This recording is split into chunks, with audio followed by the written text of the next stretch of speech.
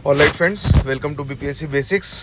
तो 70th prelims का exam जो है वो ओवर हो चुका है और तरह तरह के कयासों के बीच में एक बार हम लोग ज़रा सा सरसरी निगाह से पेपर को देख लेते हैं कि पेपर कैसा आया था। कुछ लोगों का कहना है कि बहुत आसान पेपर था, कुछ का कहना है कि यार आसान था कि टफ था, कुछ समझ ही नहीं आ रहा है। तो एक बार हम लोग एक झलक देख लेते हैं पेपर का, फिर डिटेल एनालिसिस बाद में करेंगे। एक ओवरव्यू देख लेते हैं कि पेपर कैसा रहा।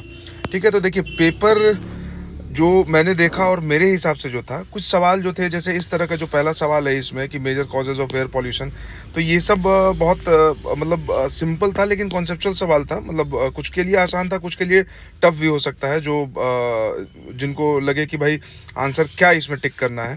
तो मतलब इस तरह के जो सवाल थे वो बहुत ज़्यादा लेकिन थे नहीं पेपर में। ठीक है, तख्त श्री हरमंदिर साहिब के बारे में पूछा गया था, तो ये भी आसान सवाल में ही आएगा, ये थोड़ा टफ था।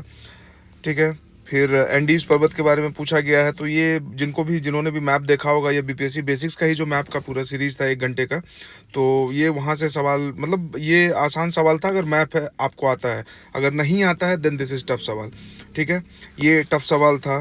ठीक है, ये कॉमन सेंस का जैसे इस तरह का सवाल, ये दोनों एक तरह के एक कैटेगरी के सवाल हो गए। तो इस तरह से सवाल थे, ये सवाल था। अमर कोश ने जो बोला ये सब कॉमन सेंस से बनाने वाला सवाल था। ठीक है, नाम को देख के एलिमिनेट कर लेना था। मैथ के सवाल सिंपल थे और 2-3 सवाल जो थे वो थोड़ा टफ था, बट ओवरऑल मैथ का सवाल, और जो मैंने बोला था चैनल पे कि मैथ का सवाल हो सकता है कि एक साथ 10 ना दे के और जंबल अप कर दे, तो वो ये पेपर में देखने के लिए मिला है। ठीक है, फिर पैलेस्तीन वाला था, तो ये सब फैक्चुअल सवाल थे यार, ये टफ सवाल था, मतलब ये याद रखना थोड़ा मुश्किल है। मतलब जिन्होंने पढ़ा होगा उनको भी कन्फ्यूज़न होगा कि 2 है, 3 है, 5 है, 6 है। ठीक है, तो इस तरह से सवाल थे। और आगे देखते हैं, जैसे ये सवाल है कि जायद क्रॉप में कौन आता है।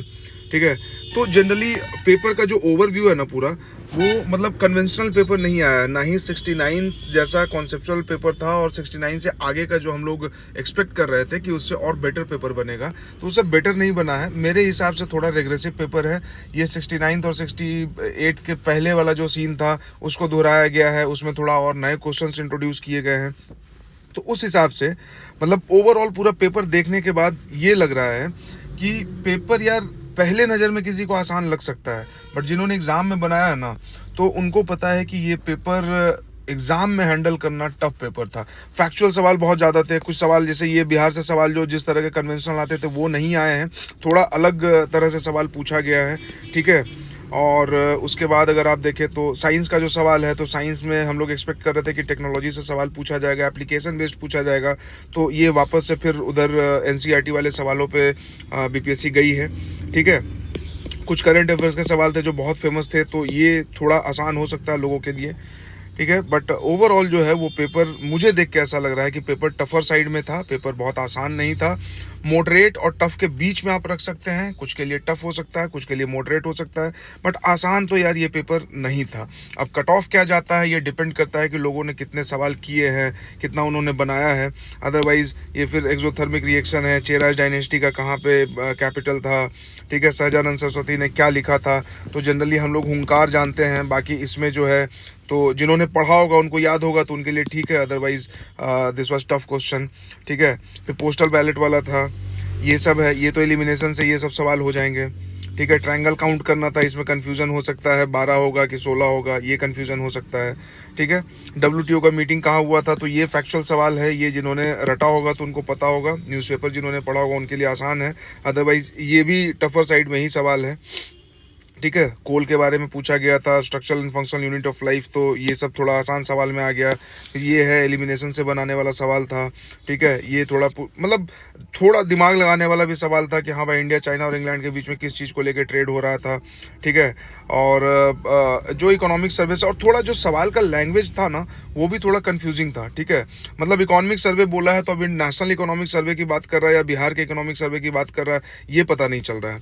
ठीक है, तो ओवरऑल जो है, अब ये एक सवाल था मलिक कफूर, इसमें ऑप्शन दोनों दिया हुआ था, अलाउद्दीन खिलजी और घियासुद्दीन तुगलक। यहाँ पे लिखा है कि हु बॉट, जो किसने खरीदा था मलिक कफूर को एज अ स्लेव। तो बहुत लोग इन दोनों में कंफ्यूज रहे होंगे कि दोनों में क्या आंसर होगा। किसी ने अलाउद्दीन खिलजी टिक किया होगा, किसी ने घियासुद्दीन तुगलक टिक किया होगा। ठीक है, उसके बाद 42nd अमेंडमेंट है, PCRA का फुल फॉर्म है, ब्यूला फेस्टिवल है, ये सवाल है, ठीक है। ये सब अच्छे सवाल थे। फिर साइंस का सवाल वही NCERT से सवाल आया है, NCERT में हमने पूरा डील ही किया है अपने BPSC बेसिक्स पे, ठीक है। फिर यहाँ ऑफिस ऑफ प्रॉफिट से ये टफर सवाल था, चचनामा ये टफर सवाल है, ठीक है। फिर मैथ्स का सवाल है।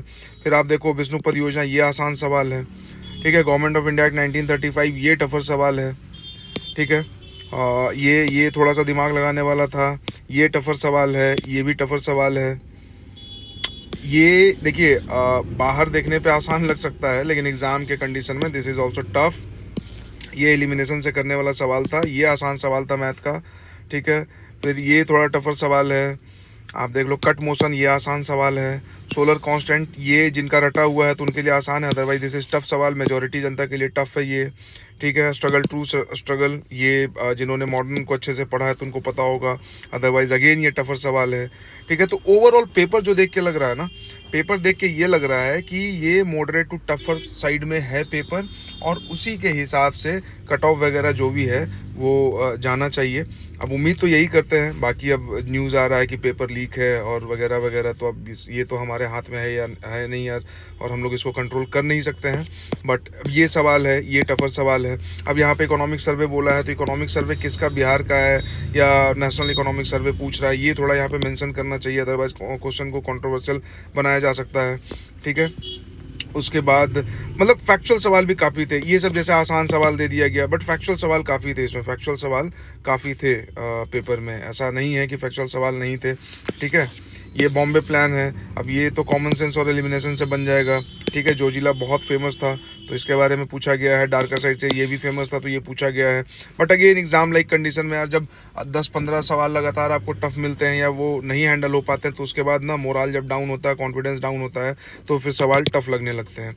तो यही है, आप लोग बाकी कमेंट और फीडबैक सेक्शन में बताएंगे कि पेपर आपको कैसा लगा। टेलीग्राम चैनल पे भी बताइए, BPSC बेसिक्स एस्पिरेंट टॉक जो हमारा टेलीग्राम चैनल है, उस चैनल पे आके आप बताएं कि पेपर आपको अटेम्प्ट करके कैसा लगा, और आपके हिसाब से 69 से पेपर और ज़्यादा टफ था या 69 से आसान था या 69 जैसा ही था, और उसके हिसाब से फिर आपको क्या लगता है, आपने कितना अटेम्प्ट किया है ये भी बताएं कि आपने टोटल कितना अटेम्प्ट किया है, और पेपर आपको कैसा लगा है, टफ लगा है या आसान लगा है।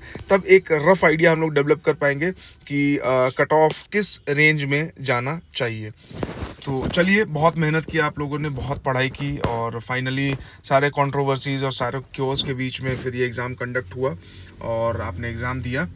अब रिलैक्स कीजिए, चिल कीजिए, खाना पीना खाइए और अपने अपने घरों की तरफ लौटिए, और इंतज़ार कीजिए कि आगे चीज़ें कैसे अनफोल्ड होती हैं और फिर क्या कंक्लूज़न इसका निकल के आता है। लेकिन टेलीग्राम चैनल पे और यूट्यूब के कमेंट में ज़रूर बताइएगा कि पेपर में आपने कितना अटेम्प्ट किया है, और आपको पेपर टफ लगा, इजी लगा, मॉडरेट लगा, ये 2 चीज़ें ज़रूर आप बताइएगा। चैनल पे अगर नए हैं तो चैनल को सब्सक्राइब कर लीजिए, और अगर पुराने हैं तो सब्सक्राइब ऑलरेडी है, लाइक कीजिए, कमेंट कीजिए और चैनल को अपना प्यार दीजिए। Thank you very much.